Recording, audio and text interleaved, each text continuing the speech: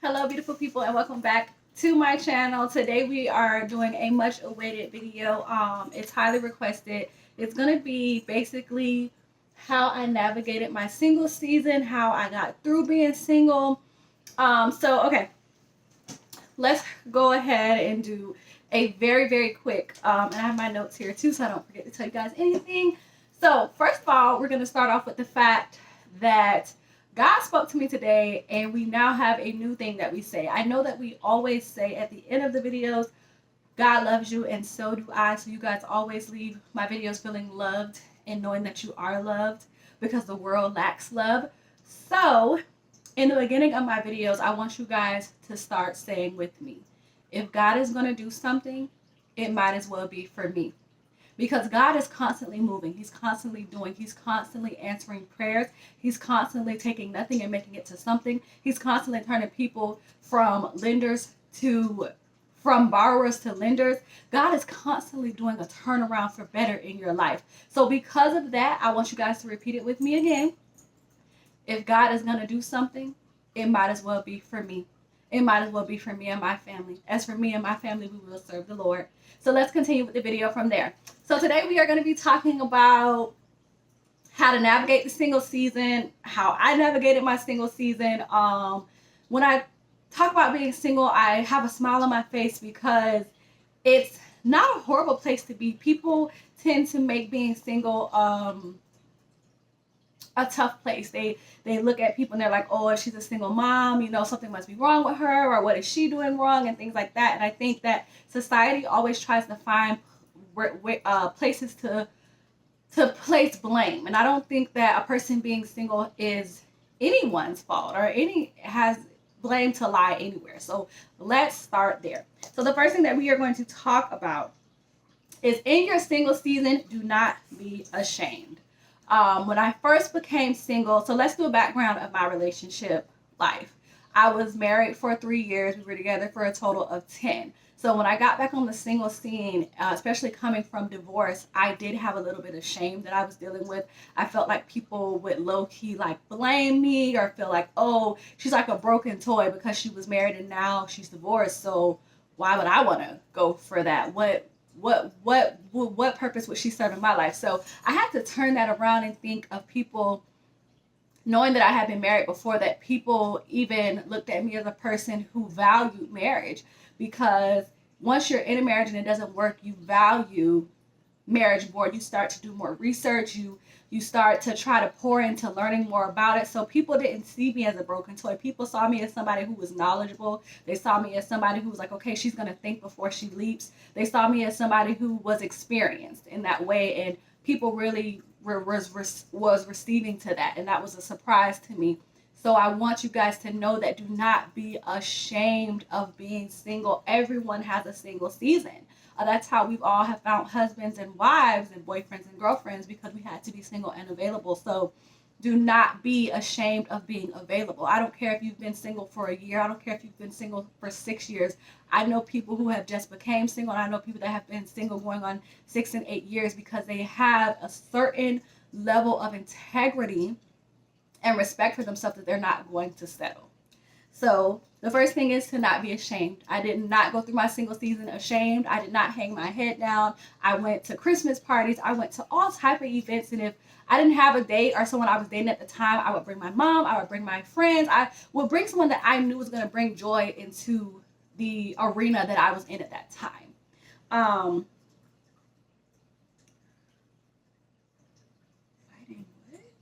Oh, okay. I had to reread what I wrote. I thought it said depression, but I was like, no, that's the wrong video. But it says fighting desperation. I think, and if we're all being honest with ourselves, we have all been single, but also been in a desperate space. I know that when I was single at one point, I had been single so long that I was like just getting desperate. I was like, you know what, God, whoever tries to talk to me, that's who I'm going to date. I'm done. The guy that I want, just he can't exist, because how am I still single? Like, how? Like, it doesn't make sense.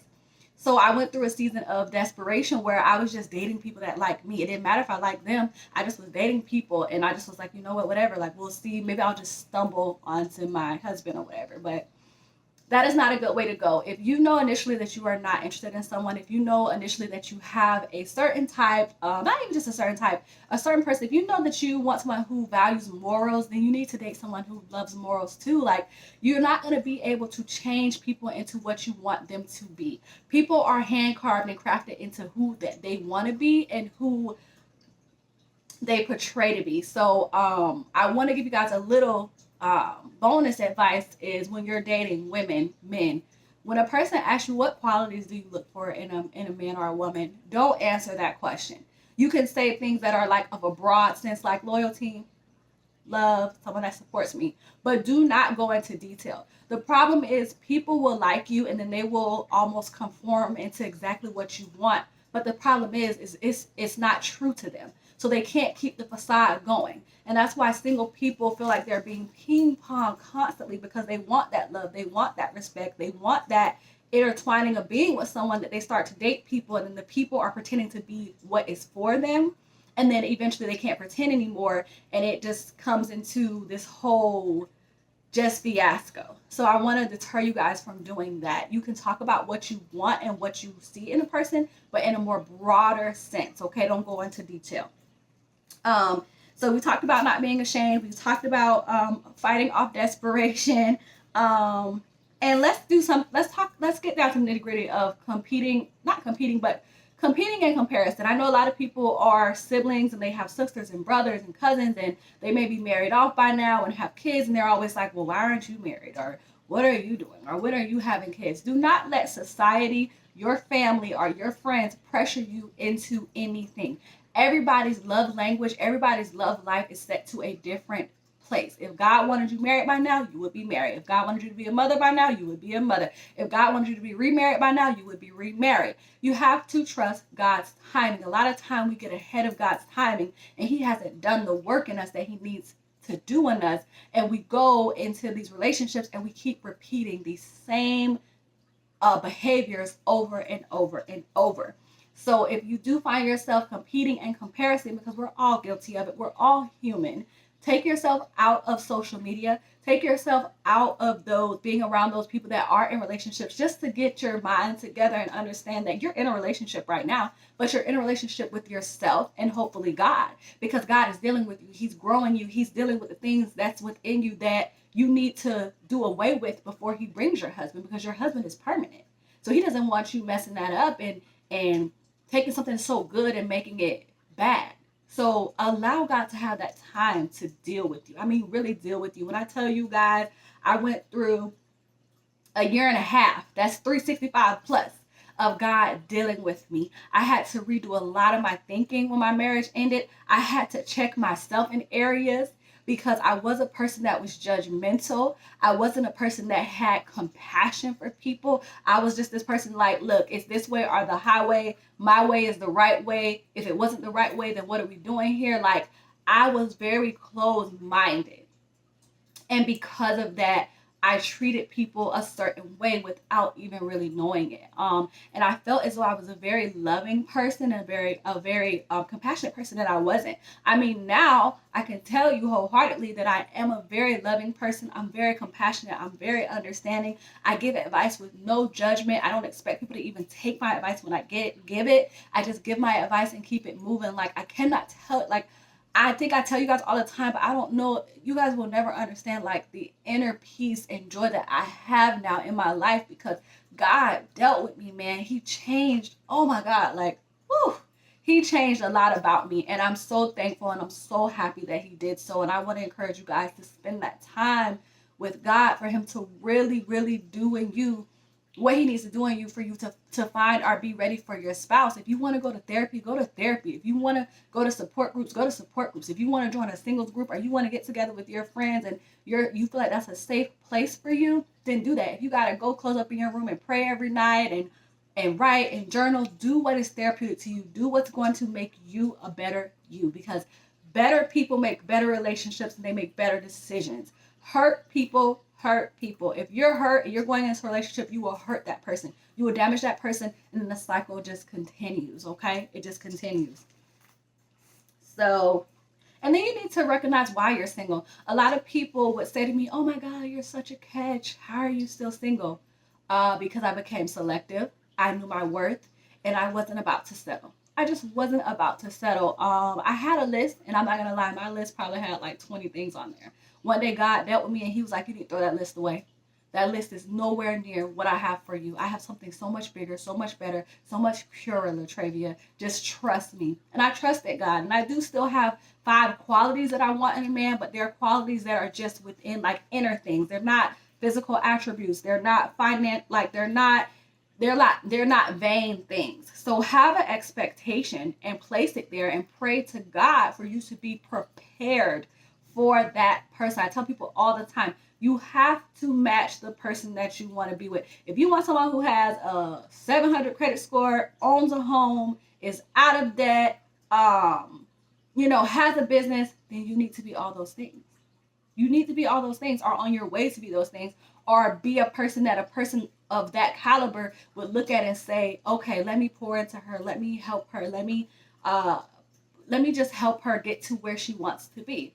I think that in a relationship, you should be with someone who compliments you. So you have to think about all those things when you're praying and asking God to prepare you to be a wife, to prepare you to be a girlfriend. It's so many steps to that. You show love in different relationships. So start by being a better daughter. Start by being a better sister or brother or cousin or aunt or mother or father. Start with those relationships, pour into those relationships, and mend those broken relationships that you have around you, because you will learn so much for that will really help you with your spouse.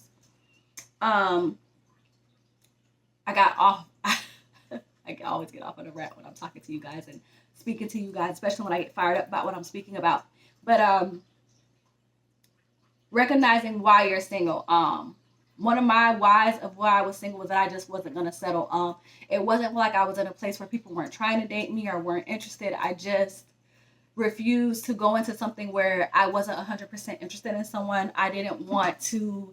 I call it playing with someone else's soulmate. And I want to get close and personal with you guys when we talk about that, because it's too much of people playing with other people's soulmate. It's too much of it. We got to stop it. If you're not interested in somebody, if you're dating a woman and you know she's not it for you and you've gathered that, respectfully tell her that and move on. It's too much. It's just too much of us wasting other people's time when they could be off building and growing with the person that really is made for them. And that brings me to a more important and probably one of the biggest, well, not the biggest, because the most important is praying and letting God deal with you. But the next biggest is don't settle. Stop settling. When you settle as a single person, you're just constantly putting yourself back, because now you got to go through another breakup. You got to go through healing. You got to do all the stuff that you already worked so hard to do all over again. So don't be so quick to jump into things. Think. Like, you now have a chance that you've come out of a marriage, you've come out of a long relationship, you have a chance to do things right. And if you know in your heart that you want to do things right, whatever doing things right mean to you, then do that. Don't let the world and society rush you. Don't let your ex rush you. It is not a competition. It does not matter who moves on first, who gets married first. It does not matter. It doesn't matter. Like, everybody's on their own pace. And I had to learn that. Like, we're not in competition with the person that sits next to us, our best friend, or our sisters, or our cousins, or our exes. We have to understand that God has a plan and a purpose for us all, and it's going to be beneficial for you in the long run. So that's what I want to leave you guys with.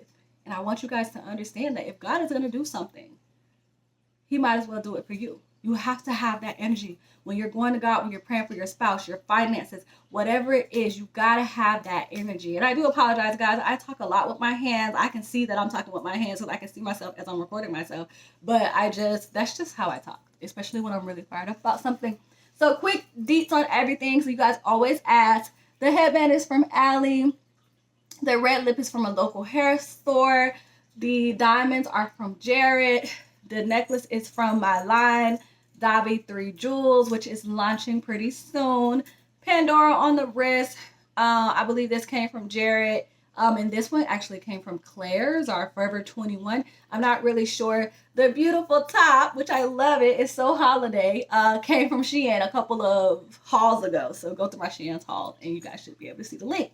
But bringing us to a close, God loves you. So do I. I hope these tips were helpful. I'm sorry for the delay, but I had a whole bunch of other videos that had to come out for Vlogmas before this one. So as you guys all know, my business is launching. Stay tuned. January 21st of 2021. Dollar 3 Jewels is launching. The website will be live and ready to order. I am bringing luxury at an affordable rate.